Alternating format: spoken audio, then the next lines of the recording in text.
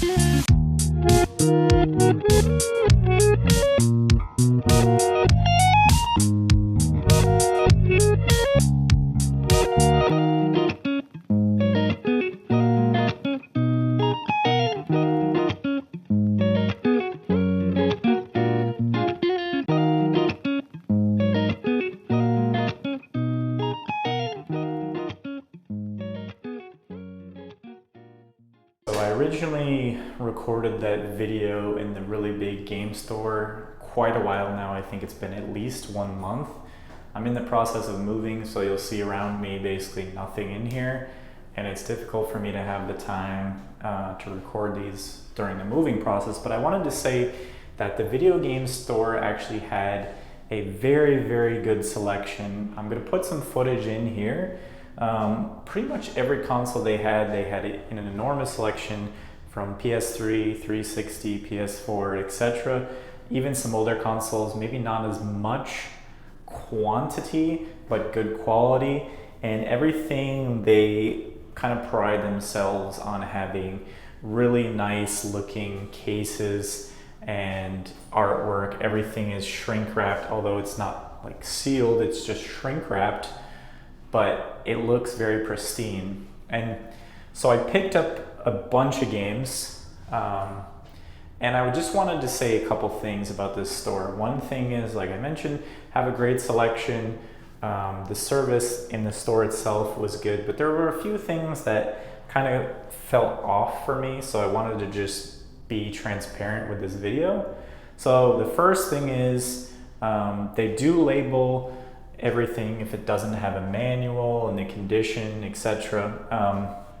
But the main issue with the store is there's such a huge selection, but there's no actual prices on the game. You have to either go to their computer and scan the QR code, or not a QR code, the barcode, to find the listing online, which tells you the price that you would be able to get for it online.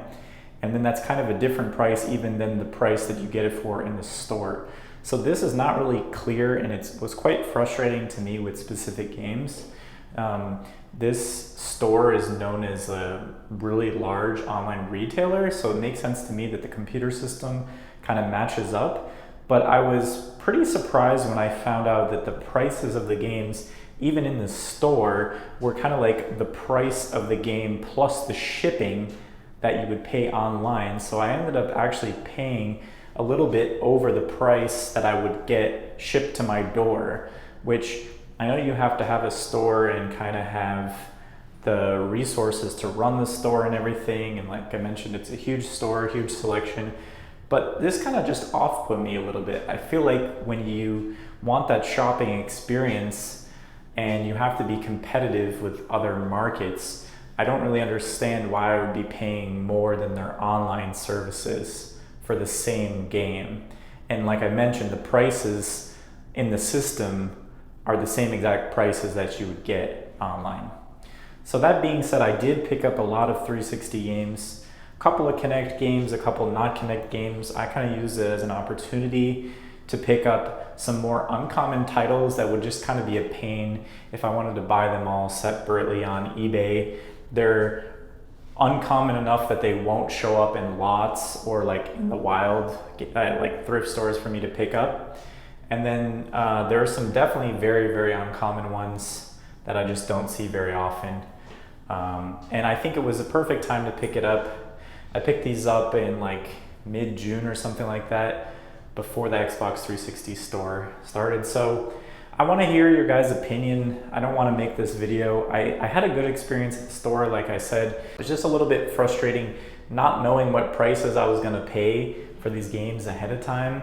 And like I said, if I knew that for the majority of the games I would end up pretty much getting the same price online, there really would be no reason for me to go to the store and have to actually search these games out. I could have just typed it in easily online.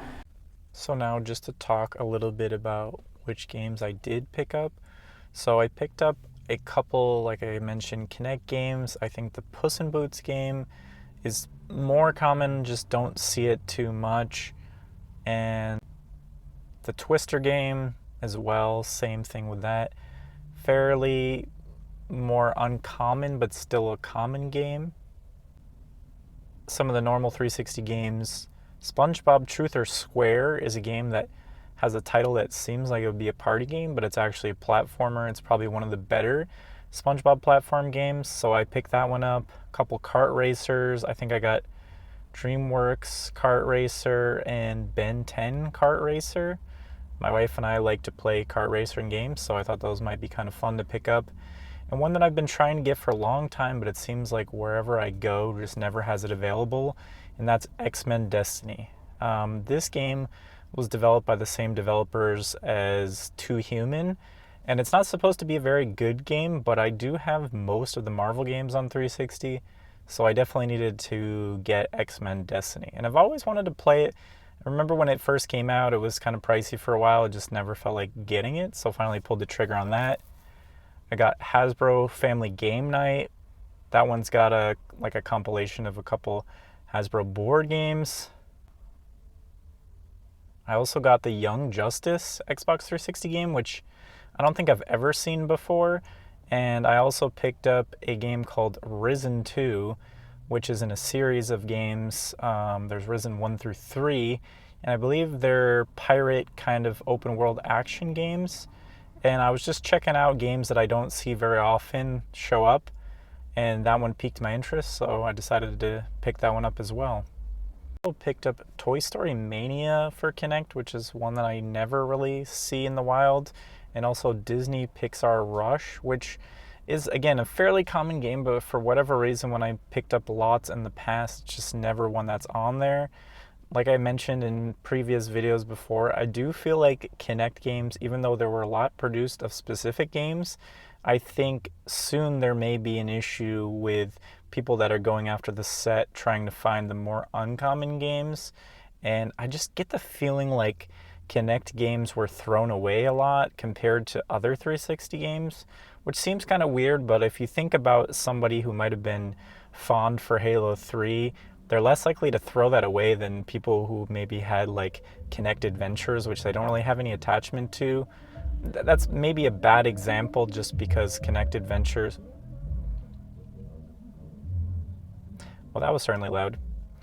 That may be a bad example, but I think Kinect games may just not cause the same emotional reaction out of some people, and I think was considered pretty much shovelware, so a lot of people just didn't bother keeping those games.